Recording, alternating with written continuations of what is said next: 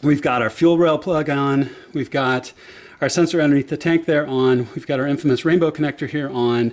Everything's all clicked on and solid. Our ODB connector is here and we taped it. It's secured with good cable management underneath. We've got our rubber plug, our cover back in place, and it's plugged in back with the kick panel, and the kick panel's installed. So at this point, all you need to do is reconnect the ground post on your battery, make sure that you've got all your covers back on, and then you're ready to fire your car up, check for any codes, and you're good to go. Back from a successful test drive with the JB4 installed into the M4. What an amazing car, and you can just feel how this takes it one step further. A couple of things on the last bit of cleanup. When you reinstall the carbon fiber strut, make sure to do it evenly.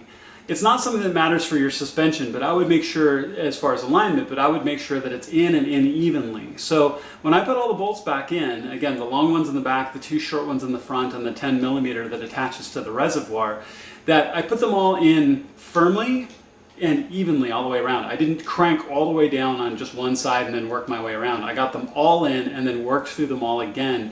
And it really is just kind of snug tight, because when the amount of pressure that it took to get them out is what I feel I put back on. So you should be just fine there.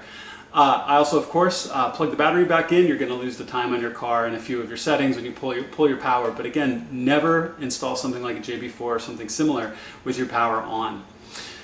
The drive was incredible. It just takes, I'm blown away at what an incredible car that is, and what a great product this is. Thank you again to Mike of Extreme Powerhouse. What a pleasure to work with Burger Tuning's JB4 for the M4.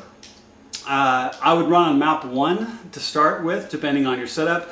Go ahead and read all the forums and read all the information on what map that you choose to run with your car.